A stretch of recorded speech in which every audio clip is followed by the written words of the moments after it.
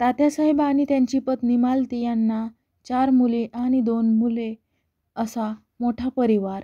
पूनम 4 बहिणींमध्ये सर्वात लहान. 3 बहिणी आणि 2 भावांनंतर पूनम जन्माला आली. पूनमच्या जन्माचं स्वागत घरात जोरात झालं. तात्यासाहेब नोकरी करीत होते तर मालती आई गृहिणी. तात्यासाहेब यांना पगार कमी पण तरी कुटुंब समाधानी होतं. तात्यासाहेबांनी कोणाला कधी कमी पडू दिलं नाही. तात्यासाहेब आणि मालती आई यांची मुलं शाळेत जाऊ लागले. मुलांचं आवरण्यातच आईचा बराच वेळ जायचा. सगळे शाळेत गेल्यावर आई पूनमकडे लक्ष द्यायच्या. पूनम 9 महिन्याची झाली. पूनम छोटी असल्यामुळे तात्यासाहेब आणि आईंना वाटलं की पूनम आता चालेल, पण पूनम पायच धरत नव्हती. तात्यासाहेब आणि आईला चिंता वाटू लागली. तात्यासाहेबांनी पूनमला शहरात मोठ्या हॉस्पिटलमध्ये दाखवलं. अनेक दिवस डॉक्टरांचा इलाज चालू होता. पण पूनमच्या पायांचे स्नायू खूप अशक्त असल्याने तिला जन्मभर अपंगावस्थेतच राहावे लागेल असे डॉक्टरांनी सांगितले. पूनम 5 वर्षाची झाली. तिच्या बहिणी आणि भाऊ सगळीकडे हिंडू फिरू शकत होते, पण पूनमला कुठे न्यायचं म्हणजे आधाराची गरज भासत होती. पूनमने शाळेत जायचं अशी इच्छा व्यक्त केली, पण तात्यासाहेब आणि मालती आईंना प्रश्न पडला. नातेवाईकही हिणवू लागले की पूनम शाळा शिकून काय करणार. पूनमच्या हट्टापुढे कोणाचे चालले नाही. आई कंटाळा न करता पूनमला शाळेत घेऊन जाऊ लागल्या. सगळ्या भावंडात पूनम सुंदर, देखणी, हुशार आणि बुद्धिमान होती. पण अपंगत्व असल्यामुळे तिचं सगळं तिच्या आई आणि बहिणींवर अवलंबून होतं. पूनम 12वीला मेरिटने उत्तीर्ण झाली. तिची कॉलेजला जाण्याची इच्छा होती. तिघी बहिणींचे लग्न झाले. त्या सासरी गेल्या आणि दोन्ही भाऊ शिक्षणासाठी बाहेरगावी होते. पण आईने कंटाळा केला नाही. व्हीलचेअरवर पूनमला बसवून त्या तिला कॉलेजमध्ये पोचवत होत्या. एक आशा तात्यासाहेब आणि मालती आईंच्या मनात होती की आपली ही गुणी मुलगी कोणाचीही आधार न घेता चालावी. त्यासाठी त्यांनी सर्व नामांकित डॉक्टरांना दाखवले. देवाला नवस झाले, पण त्यांना यश आले नाही. शेवटी पूनमला बोज न मानता तिच्या मनाप्रमाणे ते करू लागले. अनेक प्रश्न त्यांच्या समोर होते. पूनमलाही आता कळून चुकले होते की हे आयुष्य आपल्याला एकटेच जगावे लागणार आहे. अपंगत्व असल्याने सगळ्याच गोष्टींना मर्यादा होत्या.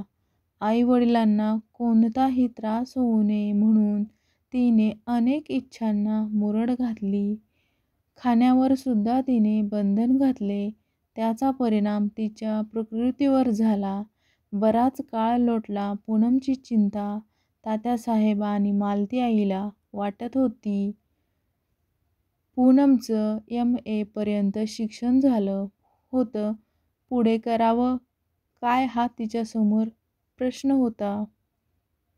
आई-वडिलांना बोज बनून राहायचे नाही असे तिने ठरवले. एक दिवस दुपारी मालती आई झोपल्या असताना ती स्वतः व्हीलचेअर ढकलत गरीब वस्तीत राहणाऱ्या महिलांकडे गेली. तिथे राहणाऱ्या 4-5 महिला एकत्र आल्यावर तिने त्यांना शिकवायला सुरुवात केली.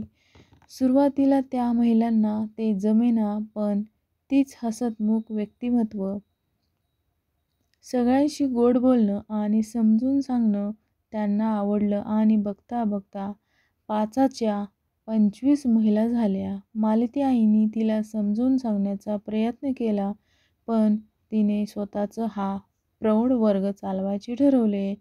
तिचा हा वर्ग चालू होता, पण चांगलं होत असेल तर तिथे विरोध होतोच. ज्या महिला तिच्याकडे शिकवायला येत होत्या त्यांना घरातूनच विरोध व्हायला लागला. तिला कळलं तेव्हा तिने त्या महिलांच्या घरी जायचं ठरवलं. अनेक ठिकाणी तर तिला शिव्याच ऐकाव्या लागल्या. तिला आश्चर्य वाटलं. शिक्षणामुळे चांगला बदल होतो आहे, मग हा विरोध कशासाठी? तपासाअंती तिला कळलं की त्या महिला घरातील व्यवहारात लक्ष घालू लागल्या होत्या, स्वतःचे मत व्यक्त करायला लागल्या होत्या. म्हणून घरातील पुरुषांना ते आवडले नाही. पूनमने हार मानली नाही. ती परत त्या वस्तीत गेली. तिने त्या घरातील तरुण मुलांना एकत्र केलं. त्यातल्या नामू, योगेश, रिषभला तिच्या गोष्टी पटल्या. तिचा प्रौढ वर्ग परत सुरू झाला. प्रौढ वर्गाचा व्याप वाढायला लागला. तिच्या कार्याची नोंद आंतरराष्ट्रीय पातळीपर्यंत पोहोचली. तिला परदेशात एका मोठ्या कार्यक्रमात शाळा शिकूया या शिक्षण प्रसाराच्या अभियानासाठी बोलवण्यात आलं होतं. वस्तीतल्या तिच्या सर्व मित्रांनी तिला परदेशात जाण्यासाठी मदत केली. सोबत नामू, शिरीष, योगेश आणि मालती आई गेल्या. कार्यक्रमाचा दिवस उजाडला. एवढ्या मोठ्या स्टेजवर बोलण्याची तिला सवय नव्हती, पण मालती आई आणि तिच्या मित्रांनी तिला धीर दिला. व्यासपीठावर अनेक नामांकित मोठमोठ्या व्यक्ती होत्या.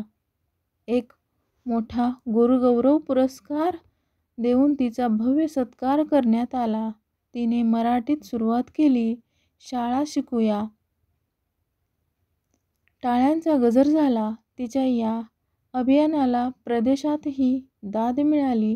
आता ती एक प्रतिष्ठित व्यक्ती झाली होती. अनेक ठिकाणी तिचे सत्कार होत होते. तात्यासाहेब रिटायर झाले होते आणि थकलेही होते. त्यांना पूनमचं कसं होईल याची चिंता लागून राहिली होती. मालती आईंना त्यांनी तसं बोलून दाखवलं. आईंनी पूनमला लग्न करण्याचा आग्रह धरला. पूनम मात्र वेगळ्या विचारांची होती. सहानुभूतीने कोणी तिच्याकडे पाहू नये असं तिला वाटत होते. तिच्या मित्रांमध्ये रिषभ तिच्याशी नेहमीच आदराने बोलत होता. तात्यासाहेब आणि आई तिला कोणी अपंग व्यक्ती स्वीकारेल असे स्थळ पाहू लागले. रिषभला ते समजलं. त्याने त्याच्या घरी आईवडिलांना पूनम त्याला पसंत असल्याचे सांगितले. रिषभ पण MA झालेला होता आणि एका सरकारी ऑफिसमध्ये क्लार्क म्हणून नोकरी करत होता. रिषभच्या आईवडिलांनी प्रथम त्याला विरोध केला, पण रिषभच्या हट्टापुढे त्यांचं काही चाललं नाही. रिषभने पूनमला विचारलं. पूनमने रिषभला खूप समजावलं, पण रिषभने तिच्याशीच लग्नाचा आग्रह धरला. तिची संमती मिळवली. पूनमचा संसार सुरू झाला आणि दोघांनीही प्रौढ शिक्षणाचं काम पुढे चालू ठेवण्याचं ठरवलं. आणि एक दिवस तिला शाळा शिकूया अभियानाचा अँबॅसेडर म्हणून नेमण्यात आलं आणि तिचा प्रवास सुरू राहिला आणि तात्यासाहेब, मालतीआई यांची काळजी मिटली. ही कथा आवडल्यास नक्की लाईक, शेअर, सबस्क्राईब करा. धन्यवाद.